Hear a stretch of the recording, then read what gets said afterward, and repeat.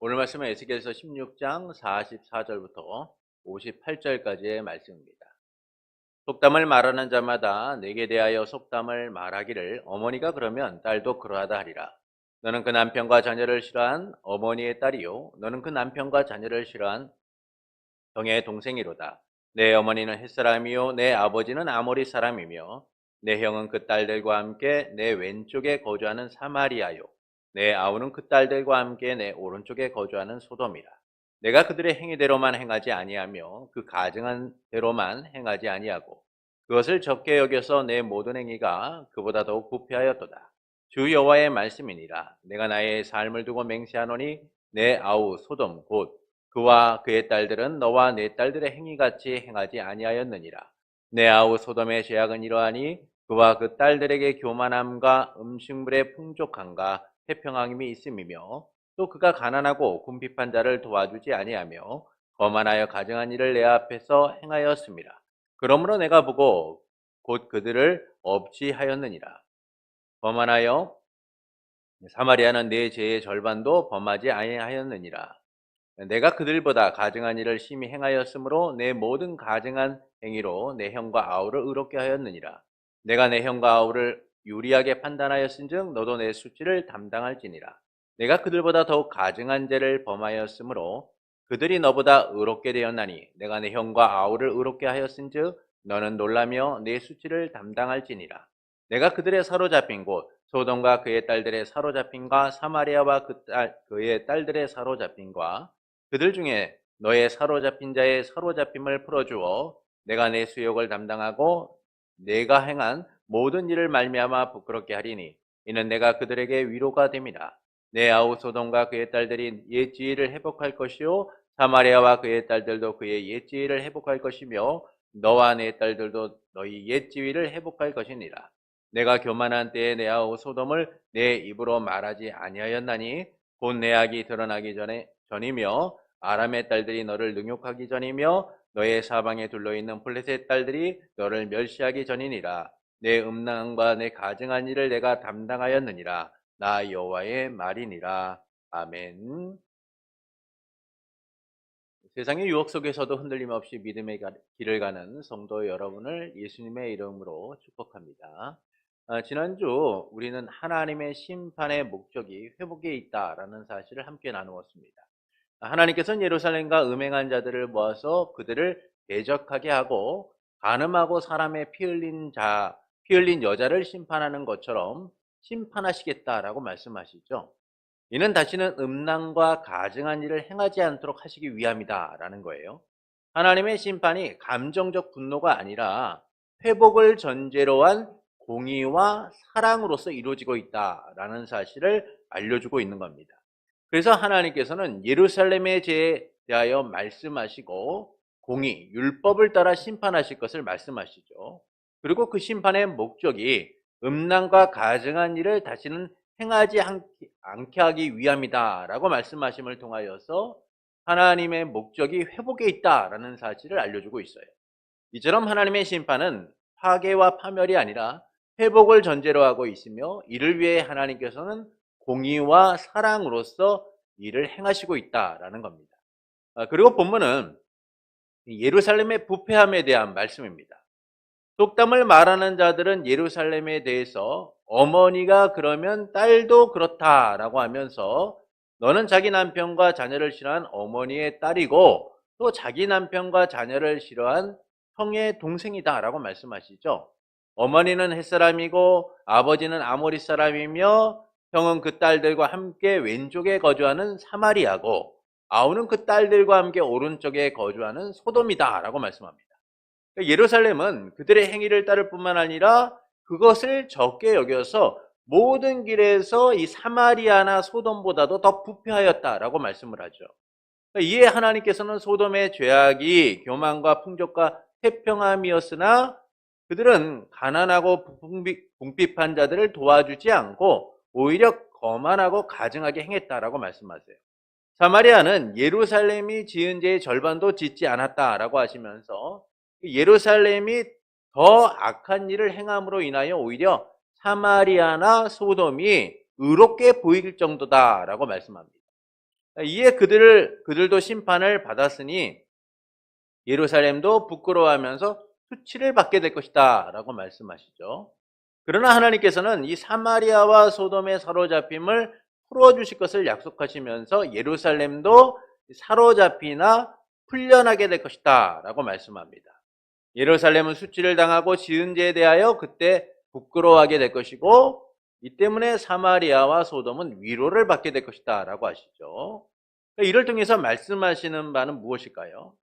한번 찍힌 낙인은 쉽게 지워지지 않습니다.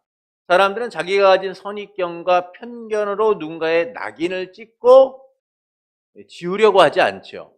그래서 세상에서 죄를 지면 사람들은 그 사람을 평생 죄인처럼 여겨요. 그의 현재 상태나 모습을 객관적으로 판단하기보다는 한번 찍은 낙인을 그대로 바라보고 편견 속에서 판단할 때가 많다라는 겁니다. 1차 전도 여행을 마친 바울과 바나바는 2차 전도 여행을 준비하는 과정 속에서 충돌하게 돼요.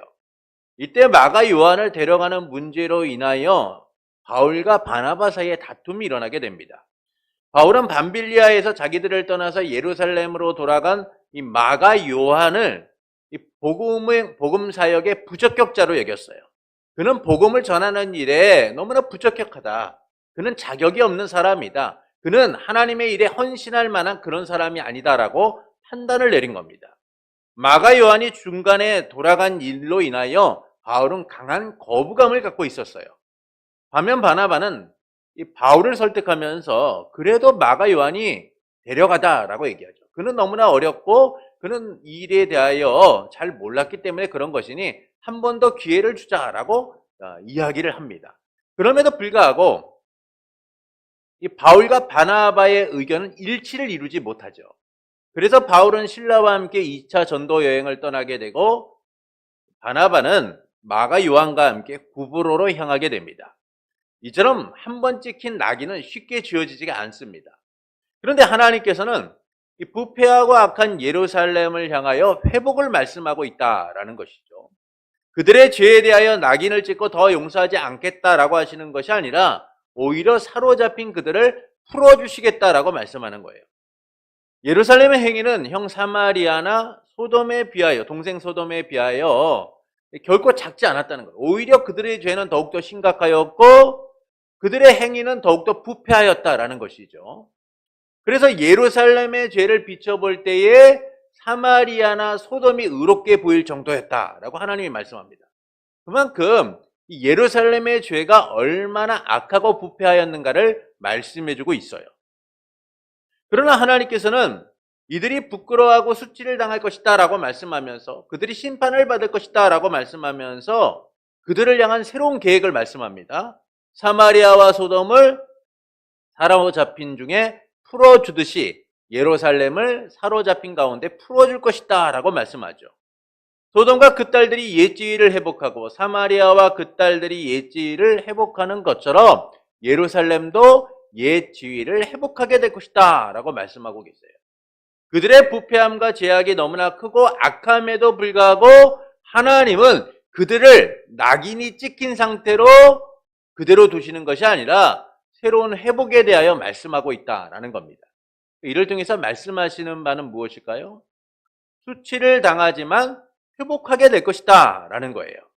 하나님의 목적이 그들의 회복에 있다라는 사실을 말씀해주고 있는 겁니다. 하나님의 심판은 파멸과 파괴에 있는 것이 아니라 회복을 목적으로 하고 있다라는 것이죠.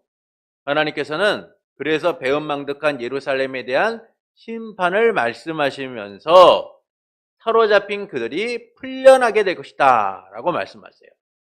결국 그들을 향한 하나님의 심판은 회복을 위한 과정이다 라는 사실을 알려주고 있는 것이죠. 이에 대하여 본문은 우리에게 세 가지를 말씀해주고 있습니다. 첫째는 예루살렘의 죄에 대하여 말씀하면서 회개를 촉구하고 있다라는 것이죠. 본문 44절부터 51절의 말씀을 보시겠습니다. 본문 44절부터 51절입니다. 말씀이 좀 길지만 함께 좀 읽어보겠습니다. 속담을 말하는 자마다 내게 대하여 속담을 말하기를 어머니가 그러면 딸들도 그러하다 하리라.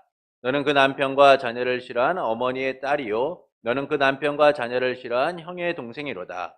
내 어머니는 햇사람이요 내 아버지는 아모리 사람이며 내 형은 그 딸들과 함께 내 왼쪽에 거주하는 사마리아요 내 아우는 그 딸들과 함께 내 오른쪽에 거주하는 소돔이라. 내가 그들의 행위대로만 행하지 아니하며 그 가증한 대로만 행하지 아니하고 그것을 적게 여겨서 내 모든 행위가 그보다 더욱 부패하였도다. 주 여호와의 말씀이니라. 내가 나의 삶을 두고 맹세하노니 내 아우 소돔 곧 그와 그의 딸들은 너와 네 딸들의 행위같이 행하지 아니하였느니라. 내 아우 소돔의 제약은 이러하니 그와 그 딸들에게 교만함과 음식의 풍족함과 택평함이 있음이며 또 그가 가난하고 궁핍한 자를 도와주지 아니하며 거만하여 가증한 일을 내 앞에서 행하였음이라. 그러므로 내가 보고 곧 그들을 없이 하였느니라. 사마리아는 내 죄의 절반도 범하지 아니하였느니라. 내가 그들보다 가증한 일을 심히 행하였으므로 내 모든 가증한 행위 내 형과 아우를 의롭게 하였느니라. 자, 속담을 말하는 자마다 어머니가 그러면 딸도 그럴 것이다 라고 하시면서 예루살렘이 자기 남편과 자녀를 싫어한 어머니의 딸이고 자기 남편과 자녀를 싫어한 형의 동생이다 라고 말씀하죠. 그러면서 예루살렘의 언니는 사마리아고 동생은 소돔이다 라고 말씀하세요. 이 사마리아와 소돔은 어떤 곳입니까? 하나님의 말씀과 다르게 너무나 부패하고 악한 곳이죠. 사마리아는 여로보암의 우상 숭배로 인하여서 그 우상의 만연함이 그 땅 가운데 가득했던 땅입니다. 그래서 결국 하나님의 심판을 받게 되죠. 소돔은 어떻습니까? 그 땅의 가증함이 악하여 하나님으로부터 심판받고 사라진 그런 곳이죠. 근데 하나님께서 이 하나님 앞에 악하고 가증한 사마리아와 소돔을 말씀하시면서 예루살렘의 죄악이 근본적으로 더욱더 악하고 부패하다라고 말씀을 하세요.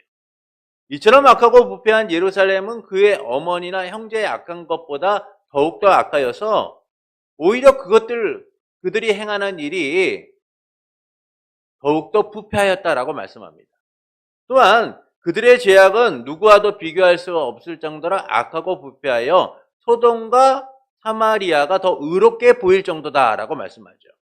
이처럼 하나님께서 예루살렘의 죄악을 드러내고 계시는 이유는 무엇이냐면 결국 그들이 그 죄악을 깨닫기를 원하시기 때문인 거예요.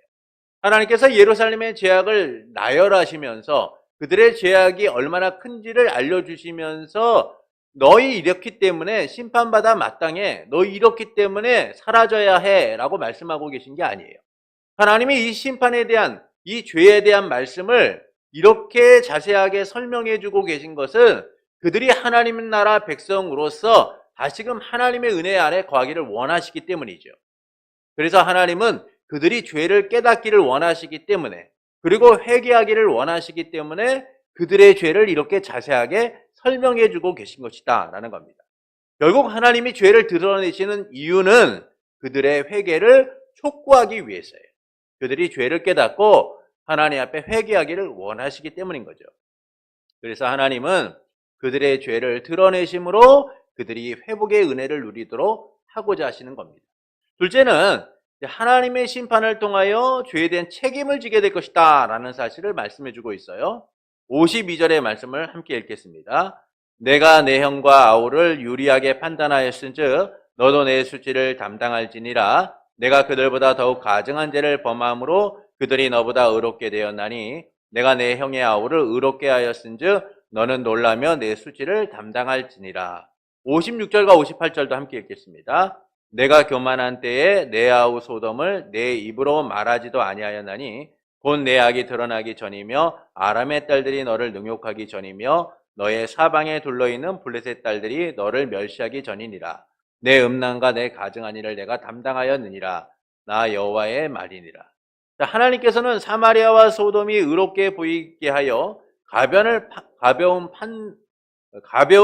판단을 받게 한 그들의 죄악이 무겁다라고 하시면서 예루살렘이 부끄러움을 느끼고 수치를 당하게 될 것이다 라고 말씀을 하세요. 또한 교만한 때에 소돔을 무시하였는데 그것은 죄가 드러나기 전이었지만 이제는 그들이 그 악함에 대하여 하나님 앞에 심판을 받게 될 것이다 라고 말씀합니다. 음란과 가증한 일을 담당하게 될 것이다 라고 말씀하죠. 이처럼 하나님께서는 죄에 대한 책임을 지게 될 것임을 분명하게 말씀하세요. 예루살렘의 죄는 용서받을 수 없는 죄이며 그들은 죄에 대한 응당한 책임을 지게 될 것이다 라는 겁니다.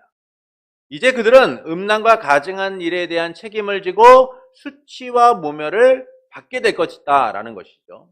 죄에 대한 합당한 형벌을 받게 될 것이다 라는 거예요.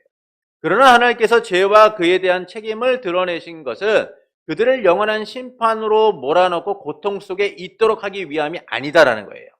하나님께서 죄를 드러내시고 또 그들의 죄에 대한 책임을 이렇게 강하게 말씀하시는 것은 그들이 죄를 깨닫고 죄의 형벌을 지고 다시 은혜를 누리도록 하시기 위한 과정이다라는 거예요. 그래서 하나님께서는 죄와 그에 따른 형벌 이후에 새로운 삶에 대하여 이렇게 말씀합니다. 회복에 대하여 말씀하죠. 셋째 회복에 대하여 말씀합니다. 본문 53절부터 55절의 말씀을 보시겠습니다. 53절부터 55절입니다.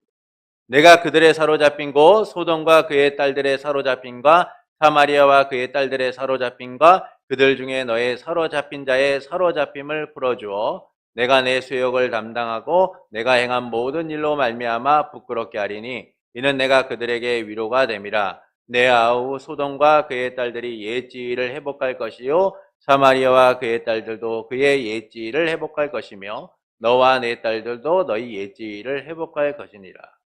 자, 예루살렘의 죄와 그에 따른 책임에 대하여 말씀하신 하나님께서 갑자기 소돔과 사마리아를 사로잡힌 중에 풀어줄 것이다 라고 말씀하면서 예루살렘도 사로잡혔으나 풀려나게 될 것이다 라고 말씀합니다. 또한 소돔과 사마리아가 옛 지위를 회복하는 것처럼 예루살렘도 옛 지위를 회복하게 될 것이다 라고 말씀하죠. 이는 회복을 통한 회개가 일어나게 될 것이다 라는 사실을 알려주는 거예요. 하나님의 무조건적인 은혜를 통하여 회복이 그들 가운데 나타나게 될 것이다 라는 것이죠.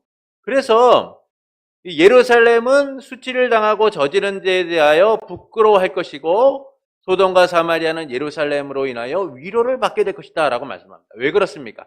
사로잡혔으나 풀려나게 되면서 그들의 죄를 깨닫게 되고 하나님 앞에 그들의 부끄러움을 알게 된다라는 것이죠. 이를 통하여 회복을 통한 회개의 모습들이 나타나게 될 것이다 라고 알려주고 있는 거예요. 그러니까 결국 회복이란 우리의 의지나 노력으로 이루어지는 것이 아니라 하나님의 무조건적인 은혜를 통하여 이루어지게 된다라는 사실을 보여주고 있는 것이죠. 결국 에스겔서가 우리에게 알려주고 있는 말씀은 예루살렘의 죄악, 이스라엘 백성의 그 죄악에 대하여서 궁극적인 회복이 누구로부터 일어나는가? 사로잡힌 자 중에 있는 그들을 찾아와 그들 가운데 은혜를 베푸신 하나님을 통하여서만 이루어지게 된다라는 사실을 보여주고 있는 거예요. 예루살렘은 용서받을 자격이 없는 사람들입니다. 그러나 하나님은 용서받을 수 없는 또 다른 존재들을 이야기해주고 계신 거죠. 소돔과 사마리아. 그들을 회복시키는 것처럼 하나님이 예루살렘을 회복시켜서 하나님의 은혜를 누리도록 만드시겠다는 거예요. 여기서 회복은 예수 그리스도의 십자가의 대속에 근거한 택한 백성의 근원적 회복을 말씀해주고 있는 거예요. 소돔과 사마리아의 회복, 그리고 예루살렘의 회복은 예수 그리스도의 대속적 은혜를 통한 택한 백성의 회복을 포함하고 말씀해주고 있다라는 겁니다. 부패하고 오염된 것에 대한 온전한 회복을 통하여서 그들이 다시 하나님의 백성으로서 그 은혜를 누리도록 하신다라는 것이죠. 이처럼 예루살렘은 수치를 당하지만 회복의 은혜를 누리게 됩니다. 그들의 죄에 대한 하나님은 회개를 촉구하시며 죄에 대한 책임을 지게 하시죠. 그러나 그 과정을 통하여 다시 그들이 은혜를 누리도록 하나님은 회복의 역사를 이루어가고 계시다라는 겁니다. 그렇게 우리는 다음 주에 그 회복의 은혜가 어떻게 맺어지게 되는가, 나타나게 되는가를 살펴보게 될 거예요. 그것은 영원한 언약을 통하여 회복이 이루어지게 될 것이다 라는 것이죠. 하나님께서는 그의 택한 자들을 포기하지 않고 끝까지 붙드시면서 회복의 은혜를 누리도록 하시는 거예요. 그래서 본문은 예루살렘 거민이 수치를 당하지만 회복되게 될 것이다 라는 사실을 알려주고 있어요. 이 가운데 소돔과 사마리아의 회복을 함께 말씀하면서 그리스도의 대속적 은혜를 통하여 택함 받은 모든 이들이 회복됨을 알려주고 계신 것이죠. 이를 통해서 하나님께서는 우리가 어떻게 살아가기를 원하실까요? 죄인됨을 알고 베푸신 은혜를 따라 살아가기를 원하시는 겁니다. 우리가 하나님의 자녀, 하나님의 백성이 된 것은 우리의 공로나 의에 의한 것이 아니죠. 우리가 어떤 자격이 있기 때문에 그리스도의 은혜를 통하여 하나님의 자녀가 된 것이 아닙니다. 전적으로 타락하고 부패한 우리를 예수 그리스도 안에서 예정하시고 구속하셔서 회복의 은혜를 누리게 하신 하나님의 무조건적인 선택과 은혜를 통하여 누리게 된 것이죠. 그래서 우리는 나의 비참함을 알아야 되는 거예요. 내가 어떤 존재인가? 나라는 존재가 하나님의 은혜를 받을 만한 자격이 없는 그런 죄인임을 알고 깨달아야만 하는 겁니다. 그리고 하나님이 베푸신 은혜를 따라 그 무조건적인 은혜를 기억하면서 그 은혜에 반응하는 삶이 되어야 된다라는 겁니다. 하나님의 자녀, 하나님의 백성으로서 누리는 은혜를 소중하게 여기며 살아야 하는 것이죠. 그러나 우리는 내게 베푸신 은혜를 따르기보다는요, 세상의 것에 반응하고 살고자 할 때가 많아요. 내 마음이 가는 대로, 내 시선이 가는 대로 욕망을 따라 살아가려고 할 때가 많습니다. 그것은 비참했던 우리의 과거를 잊고 살아가고 있기 때문인 거죠. 우리가 얼마나 부패하고 얼마나 자격 없는 존재인가를 잊고 살아가기 때문인 거예요. 개구리 올챙이 쪽을 기억하지 못한다라는 말처럼 죄인으로 지냈던 그 비참한 날들을 우리가 기억하지 못하고 원래부터 우리가 의로운 존재인 것처럼 하나님의 자녀였던 것처럼 우리가 그렇게 생각하며 살아가고 있기 때문인 것이죠. 하나님의 베푸신 은혜를 잊고 내 욕심대로 살아가고자 하기 때문인 거예요. 한 종이 주인에게 평생 벌어 갚을 수 없는 돈을 빌리게 됩니다. 평생 벌어도 갚을 수 없는 돈 1만 달란트를 빌리게 되죠. 그의 인생 전부를 걸어도 갚을 수 없는 돈이었어요. 너무나 큰 돈을 빌린 거예요. 그럼 그가 돈을 갚지 못하자 주인에게 끌려가게 됩니다. 주인은 그가 갚을 수 없다는 사실을 알고 그 자신과 아내, 자녀까지 팔아서 돈을 갚으라고 요구해요. 그러자 종은 엎드려 주인에게 사정을 합니다. 제발 좀 참아 주십시오. 제가 반드시 갚겠습니다. 종은 울며 불며 주인에게 매달렸습니다. 주인은 이런 종의 모습을 보고 불쌍히 여겨서 그 빚을 탕감하고 놓아주게 되죠. 평생 빚진 자의 공포에 시달려야 될 그의 삶이 주인의 은혜로 자유함을 누리게 된 거예요. 더 이상 그는 빚진 자가 아닙니다. 더 이상 그는 빚에 시달릴 필요가 없는 거예요. 더 이상 그는 그 빚의 고통 속에서 허우적댈 필요가 없어요. 이제 그는 자유함을 누리고 그 은혜를 기억하고 그 은혜에 반응하는 삶을 살면 됩니다. 그러나 그는 주인의 은혜로 자유함을 얻었지만 밖에 나오자마자 주인의 은혜를 잊고 그에게 빚진 친구를 찾아가게 되죠. 그를 붙잡아 목을 조르면서 빚진 것을 갚으라고 으름장을 놓게 됩니다. 친구가 엎드려 간청하기를 이보게 친구 조금만 참아주게 내가 분명히 갚겠네 라고 이야기해도 그는 들으려고 하지 않고 빚을 갚을 때까지 친구를 감옥에 넣게 되죠. 이런 종의 악한 모습을 본 여러 친구들이 마음에 아파하며 주인에게 그 이야기를 전하게 됩니다. 주인은 종을 끌고 오라 라고 하면서 그를 혼내고 돈을 갚을 때까지 가둬두라 라고 얘기하죠. 이처럼 베푸신 은혜를 잊으면 은혜를 입은 삶에서 떠나 여전히 부패하고 악한 상태로 살아가게 되는 거예요. 과거의 악함을 답습하며 살게 되는 겁니다. 내게 주신 새로운 신분과 삶의 모습을 지키지 못하고 그에 맞는 삶을 살아가지 못하고 여전히 이전의 습관과 삶을 따라 살아가게 되는 것이죠. 욕망을 따라 자기를 위해 살아가게 되는 거예요. 그래서 우리는 베푸신 은혜를 잊고 세상을 따르는 삶에서 떠나야만 하는 겁니다. 우리의 죄인됨을 기억하고 베푸신 은혜를 붙들고 살아가는 이들이 되어야 하는 거예요. 그것이 우리를 창세전에 예수 그리스도 안에서 택하시고 예수 그리스도를 통해 구속하신 하나님의 은혜에 대한 반응이고 우리에게 주신 삶에 대한 맞는 삶인 것이죠. 예루살렘 백성들이 하나님의 그 은혜를 잊어버리고 여전히 부패하고 악한 상태로 살아가는 것처럼 오늘 우리도 하나님의 은혜를 잊고 그렇게 살아가고 있지 않은지 생각해 봐야 할 때인 거예요. 다시금 하나님의 은혜를 기억하고 우리의 죄인됨을 기억하고 하나님의 은혜에 반응하는 삶을 살아가야 하는 겁니다. 그것이 바로 은혜에 대한 반응이고 하나님이 우리에게 원하시는 삶이기 때문입니다. 그러므로 죄인됨과 베푸신 은혜를 잊고 세상을 따르던 삶에서 떠나 은혜를 기억하고 반응하는 성도가 되시는 것은 어떨까요? 날마다 베푸신 은혜에 대한 기억을 통하여 은혜를 따라가는 성도가 되시는 것은 어떨까요? 사랑하는 성도 여러분, 하나님께서는 그 어머니와 형제처럼 예루살렘이 악함을 말씀하면서 그들의 죄악이 오히려 그 형제보다 더욱더 악하다라고 말씀합니다. 그리고 예루살렘이 심판을 받으나 사마리아와 소돔이 사로잡혔다 풀려나는 것처럼 예루살렘도 회복하게 될 것이다 라고 말씀하시죠. 이는 수치를 당하지만 회복하게 될 것을 말씀해 주는 거예요. 결국 하나님의 심판은 파멸이 아니라 파괴가 아니라 그들을 위한 회복을 목적으로 하고 있다라는 겁니다. 이에 대하여 본문은 우리에게 세 가지를 말씀하죠. 첫째는 예루살렘의 죄에 대하여 말씀하면서 회개를 촉구하고 계신 거예요. 하나님께서 그 형제 사마리아와 소돔의 죄악보다 예루살렘의 죄가 크다라고 말씀합니다. 이는 예루살렘의 죄악이 얼마나 악하고 부패했는가를 말씀함을 통하여 그들이 깨닫고 하나님께로 돌아오기를 원하시고 있는 것이죠. 하나님의 목적은 회복에 있기 때문이에요. 둘째는 하나님의 심판을 통해 죄에 대하여 책임지게 될 것이다 라고 말씀합니다. 하나님께서 그들을 영원한 심판으로 몰아넣어 고통 속에 있게 하시기 위함이 아니라 다시 은혜를 누리도록 하시기 위하여 그 죄에 대하여 책임지도록 만드시는 거예요. 하나님의 공의가 이루어지도록 하고 계신 것이죠.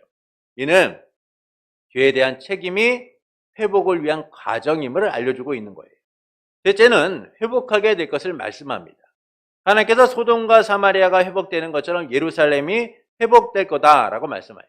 소돔과 사마리아의 회복은 그리스도의 대속을 통한 택한 백성의 회복을 이야기해주고 있는 것이죠. 이처럼 예루살렘도 회복될 것이다라고 말씀합니다. 이는 하나님의 무조건적인 은혜를 통하여 이루어지게 된다라는 것이죠. 예루살렘이 회복을 받을 만한 하나님의 은혜를 다시금 누릴 만한 자격이나 조건을 갖췄기 때문이 아니에요. 그들은 하나님의 은혜로 다시 회복되게 될 것이다라는 겁니다. 그래서 소돔과 사마리아, 예루살렘에 대한 회복은 그리스도의 구속을 통한 택한 백성의 회복을 함께 이야기해주고 있는 것이죠. 이처럼 예루살렘은 수치를 당하지만 회복을 누리게 될 겁니다. 이를 위하여 하나님은 다시금 그들과 영원한 언약을 맺으실 것이고 그 은혜 아래 그들은 하나님 나라 백성의 삶을 살아가게 되는 것이죠. 이를 통해 하나님께서는 우리가 어떻게 살기를 원하실까요? 죄인됨을 알고 베푸신 은혜를 따르기를 원하시는 거예요. 그러나 우리는 베푸신 은혜를 따라 살아가기보다는요, 세상의 것에 반응하며 살고자 합니다. 내 욕심을 따라 내 마음대로 살아가고자 하죠. 그것은 비참했던 우리의 과거를 잊고 살아가기 때문이에요. 나의 죄인됨을 잊고 살아가기 때문이죠. 우리가 지난날의 과거를 기억하고 우리의 부족함을 기억하고 우리의 문제를 기억하면 삶의 변화가 일어나게 됩니다. 그러나 기억하지 못하면 여전히 예전의 모습 그대로 살아가게 되는 것이죠. 왜 사람들이 안 변합니까? 과거를 기억하지 못하기 때문이에요. 나의 문제를 깨닫지 못하기 때문입니다. 그렇기 때문에 여전히 변하지 않고 과거나 현재나 미래나 똑같은 모습으로 살아가게 되는 거예요. 이처럼 오늘 우리는 그와 같은 모습에서 떠나 하나님의 은혜를 기억하고 살아가야 돼요.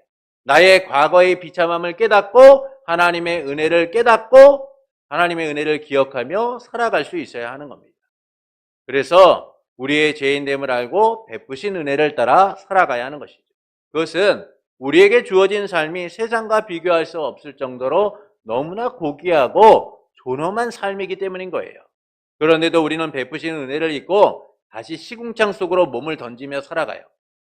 결국 이 삶은 우리를 더욱더 부끄럽게 할 뿐이고 하나님의 은혜로부터 멀어지게 할 뿐이죠. 그래서 우리는 과거의 죄인됨을 기억하고 베푸신 은혜에 반응하는 삶을 살아가는 이들이 되어야 하는 것입니다. 그러므로 죄인됨과 베푸신 은혜를 잊고 세상을 따르던 삶에서 떠나 은혜를 기억하고 반응하길 원하는 성도가 되시는 것은 어떨까요? 날마다 베푸신 은혜를 기억하며 은혜를 따라가는 성도가 되시는 것은 어떨까요? 그때 우리는 내게 주신 삶이 얼마나 소중한지를 깨닫고 누리게 될 겁니다. 매 순간 모든 날이 은혜임을 알게 될 거예요. 하나님이 베푸신 은혜가 주는 감격으로 충만하게 될 겁니다. 그러므로 죄인된 우리에게 베푸신 은혜를 기억하며 은혜를 따라 살아가기를 원하는 성도 여러분에게 우리를 택하시고 구속하셔서 회복의 은혜를 누리게 하신 삼일체 하나님으로 인하여 세상과 구별된 하나님 나라 백성으로서 날마다 은혜의 감격 속에 살기를 예수님의 이름으로 축원합니다.